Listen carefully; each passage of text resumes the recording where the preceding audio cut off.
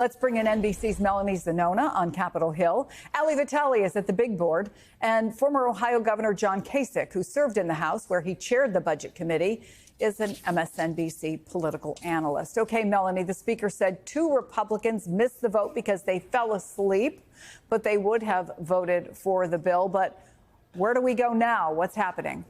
Yeah, the fact 2 members fell asleep and missed the vote, a sign of just how grueling this process has been. Congress pulled 2 all-nighters back-to-back to try to get this done in the early hours this morning. And you heard there Speaker Mike Johnson even admitting at a press conference after the bill passed that there were moments that he doubted whether he was going to be able to pull this off and had to turn to prayer. But in the end, it wasn't prayer that got this over the finish line. It was a push from Donald Trump, who had 2 meetings in the Capitol and as well at the White House with the House Freedom Caucus, and also GOP leadership released a revised version of the bill late last night with a number of key changes designed to win over holdouts. All of it providing plenty of fodder for a very vigorous debate on the House floor between Democrats and Republicans late last night. Take a listen.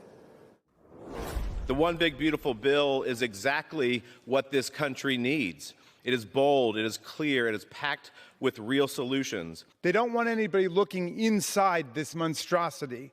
There's nothing beautiful or big about stripping 14 million Americans of their health care or removing food security from 11 million people, including 4 million kids. That's ugly. That's small. This is one of the most important votes we will ever cast in this chamber. I am proud to stand here on behalf of this side of the aisle and say hell no to this bill. And so now the bill heads over to the Senate, where Republicans are already warning today that they are planning to make potentially some pretty major changes to this bill, particularly when it comes to those Medicaid cuts.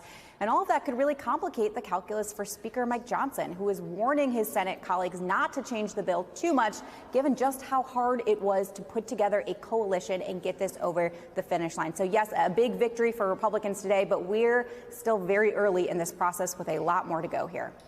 Melanie, thank you so much for that. So, Ali, you've been going through the massive bill. Thank you in advance, because there were a lot of last-minute changes.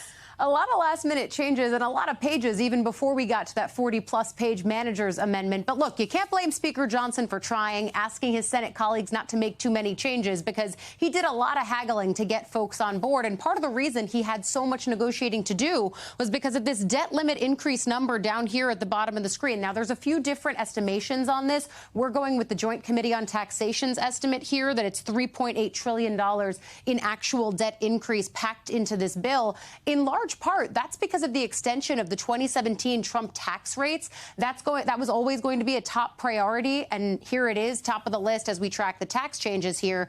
But the other sticking point for Republicans among themselves was this SALT tax deduction. They've raised that cap now from $10,000 to $40,000, a way to placate some of the blue state Republicans in the conference. Also raising the child tax credit, no tax on tips. It's a notable campaign promise kept, at least for now, but that expires in 2028 the way it's written.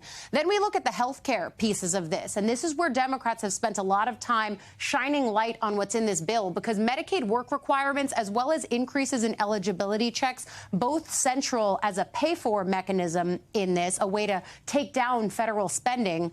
Barring Medicaid and CHIP funding for gender-affirming care. It says for minors, but in that manager's amendment, that language was actually taken out, so that's now applicable across the board. Just a sign of how small some of these changes might be, even though they have big implications from an impact perspective. Also, blocking money from nonprofit reproductive health providers. This is effectively Republicans defunding Planned Parenthood, and fun fact, actually costs them $300 million per the Congressional Budget Office to do so. That all in all leads to 8.6 million plus Americans who could be left without health insurance because of the implications in this bill. The same can frankly be said, Chris, for food assistance programs, because this bill cuts more than $260 billion to SNAP.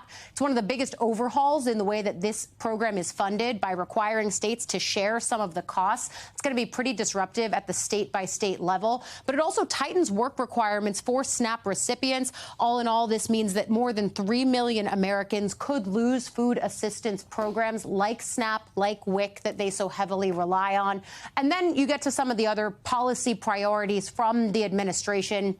immigration and more money for enforcement was one of the top other priorities in addition to that tax piece. And that's why you see $110 billion in enforcement spending, the bulk of that going to the Department of Justice, DOJ, and HHS. But also another pay-for mechanism here could be imposing the fees on various immigrant actions. For example, talking about $1,000 for immigrants who want to file asylum claims. So that's another way that you're seeing Republicans try to generate some revenue within this bill. But jam-packed, and again, as much as the Speaker might wish that Senate Republicans aren't going to make that many changes, they certainly are, and this bill is going to look very different when it actually comes back to the House at some point this summer, Chris.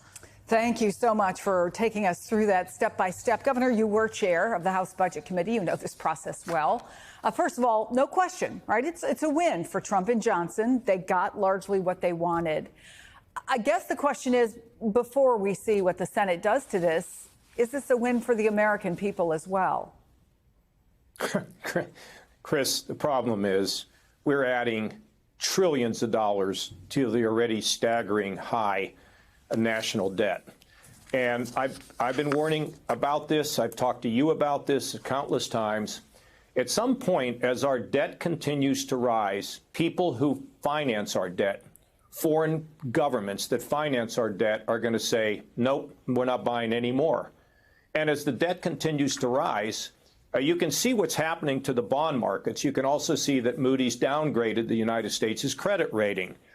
This is a bill that I'm not surprised it's going to pass. It's going to pass the Senate. It's going to be signed into law, but it doesn't deal with the problem at all. It adds do you think, I just want to make sure I understand what you're saying, Governor. Yeah. Do you think it's going to pass, given the fact that we are headed toward unprecedented, historically unprecedented levels of debt? Yeah. You think the Senate will not be a stopgap at that? No, I don't. In fact, they're going to make it. They'll make the bill less fiscally responsible, although that's really a stretch too. Chris, here's the thing. Remember, you may not be old enough to remember Ross Perot, but Ross Perot was on Larry King all the time talking about the problem of the debt. The problem we have in the country is people don't think it's a problem. They don't understand it. People like me, we've cried wolf for so long that people go, oh, well, what difference does it make what the debt is? And so until people understand why the debt matters, what the consequences are of continuing to go in this direction, will we have solutions? And so we're not even at the point where people say, yeah, this is a problem. The only people talking about the fact that it's a problem are our seniors. Even our younger people just don't pay much attention, and this has to be addressed until people understand this. And look at what's happening with the bond market. It is a signal that people are losing, that investors are losing faith and trust in the ability of the United States to handle the debt. Now, can it be fixed? It can, but it can't be done little by little, tiny piece here, tiny piece there. It is a comprehensive approach. And look, I did it down there with my colleagues, and we've got the budget balanced. And it wasn't easy, and we didn't ignore entitlements, and we got it done here in Ohio when I was running big debt. The combination is grow the economy. That's why tax cuts are important, not some of them, not the taxes, getting rid of the taxes on tips, or they just gave a big boost to Social Security. Those things they're not going to grow the economy. You grow the economy, and at the same time, you reform the programs to reduce spending, and those two will meet over time, and you can begin to restore confidence in the fiscal stability the economic stability of the United States of America. When we saw the bond market crashing and the market plummeting, during the tariff stuff, and that's still going on now, by the way, the tariff impact, that is going to be child's play. If we don't get on this at some point, we have to ready some solutions. We have to inform the public what the problems are, what the consequences are, and then they'll be willing to go along. Do I think this can be done? Yes. Do I think it can be done at this point in time? No. We don't have the players and the leadership to do it. Former Ohio Governor John Kasich, thank you.